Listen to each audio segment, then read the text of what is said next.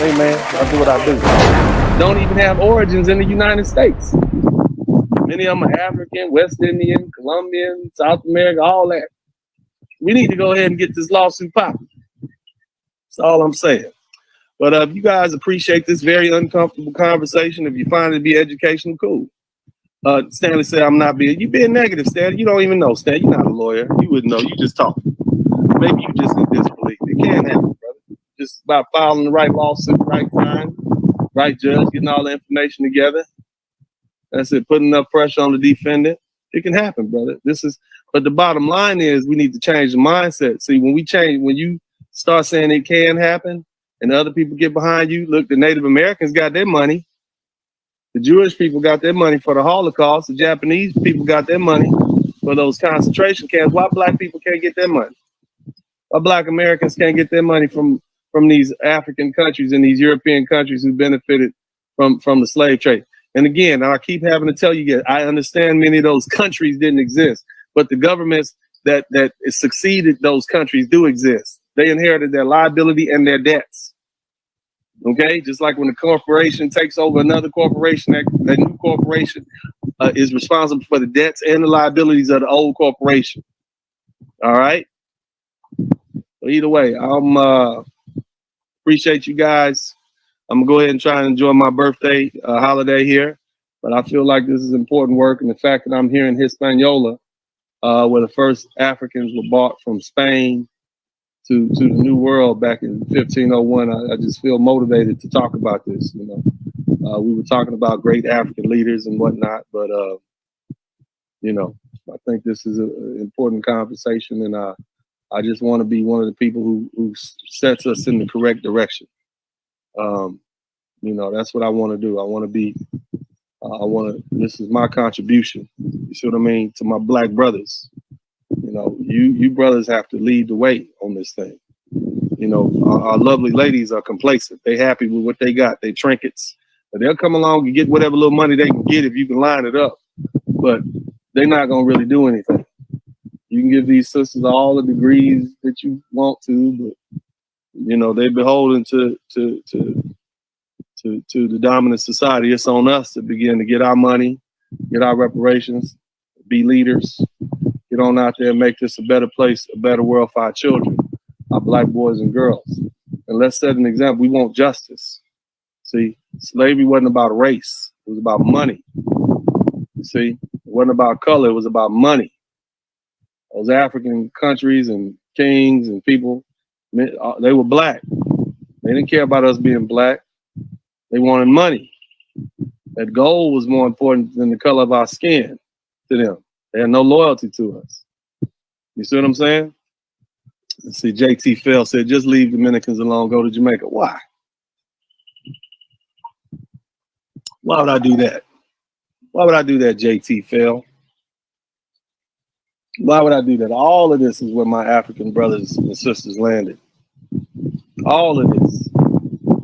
Everything, all these countries around the world benefited from trapped, stolen, kidnapped Africans. This whole world belongs to me. The whole world is mine. See, it wasn't a problem. See, it wasn't a problem them capturing us and bringing us over here. I go anywhere I want to go. It's all mine. Our people pay the debt for this, brother. JT Fell, just leave the man, please. I'm as comfortable here as I am in Texas. And I don't know if you know the history of Texas, but Louisiana, Alabama, all those other places, y'all cut that out. See, that's what happened in the first place. See, JT Fell is people like that. That's the reason that our African brothers use that as an excuse to kidnap. Oh, well, he's from this tribe. They from that tribe. They don't like us. We don't like them. We're going to wage war on them and sell them to the white man. It's people like you, JT Fell, you the reason. That mentality. But that's all right. You'll learn. Anyway, you brothers and sisters, I love you. I appreciate what y'all doing, contributing to the Super Chat, the Cash App, and the PayPal. Let's see. I want to try to give a couple of shout outs to a few people here before I leave, because everybody's been so kind. This has been a very boring conversation, but I want to give a shout out to Broke Genius.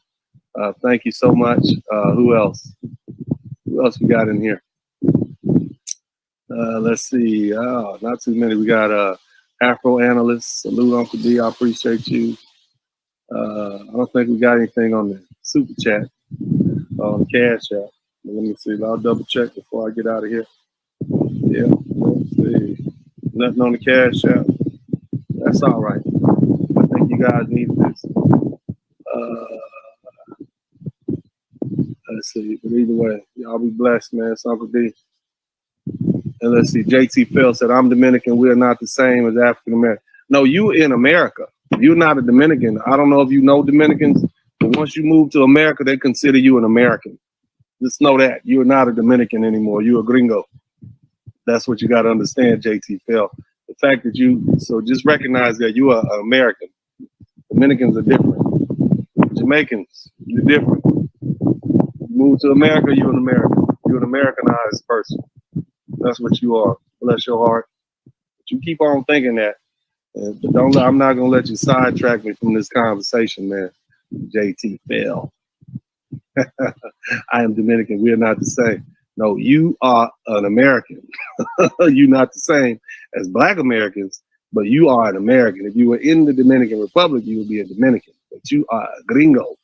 Never forget that. You probably don't even speak Spanish well enough to even be considered a Dominican or anything like that anymore. But either way, you go ahead and keep on. Let's see. I actually live in the DR. We are not. No, you are still a gringo because you speak English, senor. That's the problem. You are not. Anyway, let me cut it out. I'm having too good of a time, man. Either way, y'all be blessed. Love you guys. I appreciate it. Hey, if you're enjoying the content here at Dennis Spurling Unfiltered, make sure you support it by sharing, and subscribing to the channel. And also, hit that little notification bell in the corner so that you'll get notice of each and every one of our live feeds. Hey, what's up, you guys? This is Dennis Spurling, also known as Uncle D, and I want to continue my series related to the African slave trade. We kind of started off talking about African heroes and great African men, kings, and whatnot. And we ended up segueing into one of the darkest periods that the world has ever seen, and that has to do with the transatlantic slave trade. And some of those same men that we venerate as heroes, those same kings and emperors, we have to also acknowledge what they did. So what I want you to do, guys, is just kick back and we're going to listen to this. But in the meantime, before we get started, make sure you join the membership. Make sure you become a member. Make sure you join Dennis Spurling Unfiltered. Shout out to Jason Webb. Thank you so much. Shout out to my new member, 8. I guess this is in Russian. I can't really say that. But before we get started, I wanted to make sure I acknowledge that. Here's the thing. We as African Americans tend to romanticize our relationship with our African brothers and sisters. On the continent, we fail to allot to them their fault in our kidnapping and being sold away to work as slaves in the New World, i.e. North America, Central America, South America, and the Caribbean. The truth is, as told by their own scholars, the ruling kings on the continent knew exactly what they were doing. This is something that we as African Americans have to face. We have to accept the fact that after 350 years, in that time period, at some point, probably very soon after the commencement of the first triangular slave trade, i.e. the transatlantic slave trade, African rulers knew exactly what they were doing. They knew they were selling us into what became a lifetime of slavery, and a lifetime of slavery for our children and our children's children and our children's children's children. This is not what slavery in America, they knew this was not the slavery that they had in Africa. They knew the type of slavery. They had to have heard the stories and how we were being treated and how we were being mistreated, how our children were being enslaved, and how we could never escape slavery and its brutality. Yet they continued to capture other Africans and profit from it. This is something that we as African Americans, West Indians, Afro-Latinos, all of us who are in the African diaspora who ended up over here, who were victims of the slave trade, have got to go ahead and accept. Now, I'm laying this out for the points of a greater discussion of reparations. As a trial lawyer, I'm not emotionally tied to who I sue. I just want to make sure I get the proper people who are at fault. And so I'm not going to get the buyer if I'm not going to also get the seller. I'm going to get everybody.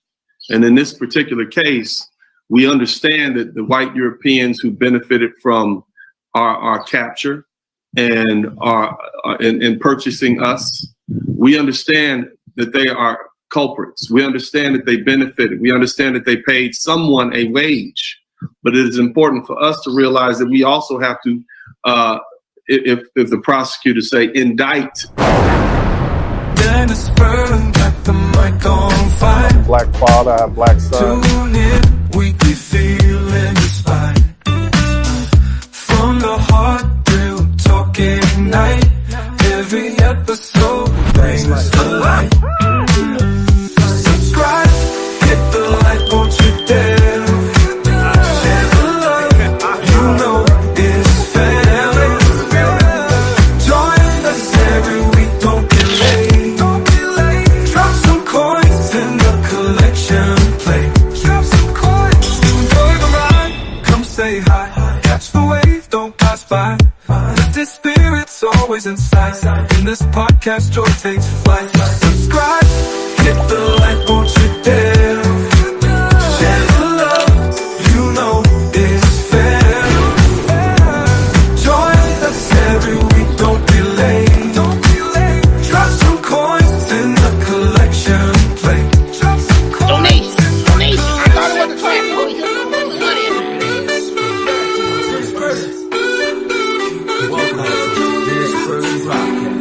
Hey man, I'll do what I do.